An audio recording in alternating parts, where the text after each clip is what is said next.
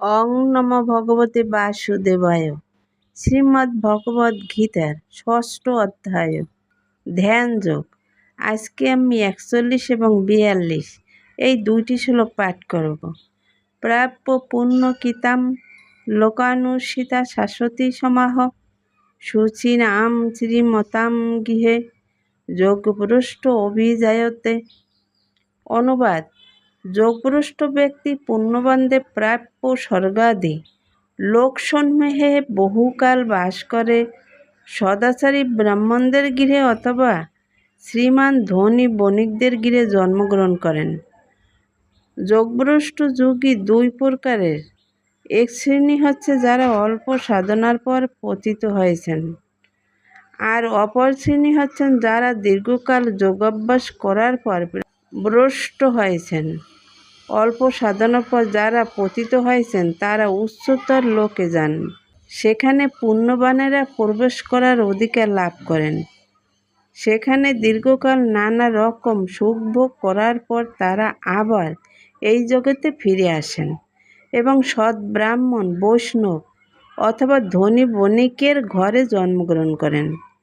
যোগ সাধন করার প্রকৃত উদ্দেশ্য হচ্ছে পূর্ণরূপে কৃষ্ণ ভাবনার অমৃত লাভ করা, যা এই অধ্যায়ের শেষ শ্লোকটিতে বর্ণনা করা হয়েছে। কিন্তু এই রকমের লক্ষ্যে পৌঁছাবার আগেই যদি কেউ মোহিনী মায়ার প্রভাবে ভ্রষ্ট হন, তাহলে ভগবানের কৃপায় তারা তাদের জাগতিক কামনা বাসনার তৃপ্তি সাধন করার পূর্ণ সুযোগ পান এবং তারপর ধার্মিক অথবা সম্ভ্রান্ত পরিবারে জন্মগ্রহণ করেন। এই ধরনের সম্ভ্রান্ত পরিবারে জন্মগ্রহণ করার ফলে তারা ভগবত ভক্তি লাভ করার সুযোগ পান। তাই তারা ধার্মিক ও সম্ভ্রান্ত পরিবারে জন্মগ্রহণ করেছেন। পূর্ব জন্মের কথা স্মরণ করে তাদের ভগবত ভক্তি সাধনে ব্রতী হওয়া উচিত। ৪২ নম্বর শ্লোকে কি বলেছেন? অথবা যোগী নামেব কুলে ভবতি ধীমতাম এতদ হি দুর্লভ তরম লোকে জন্ম যৎ ঈদৃশম। অনুবাদ: অথবা যোগভ্রষ্ট পুরুষ জ্ঞানবান যোগীগণের বংশে জন্মগ্রহণ করেন। এই প্রকার জন্ম এই জগতে অবশ্যই অত্যন্ত দুর্লভ। তাৎপর্য: এই শ্লোকে ভগবান যোগী এবং পরমার্থবাদী সাধকের কুলে জন্ম হওয়ার প্রশংসা করেছেন, কারণ এই কুলে জন্ম হওয়ার ফলে জীবনের শুরু থেকেই পরমার্থ সাধনে প্রেরণা লাভ করা যায়। বিশেষ করে আচার্য অথবা গোস্বামী পরিবারে জন্ম হওয়ার ফলে পরম্পরা এবং শিক্ষার প্রভাবে বিদ্বান ও ভক্তিযুক্ত হয়, তাই তারা গুরুপদ প্রাপ্ত হতেন।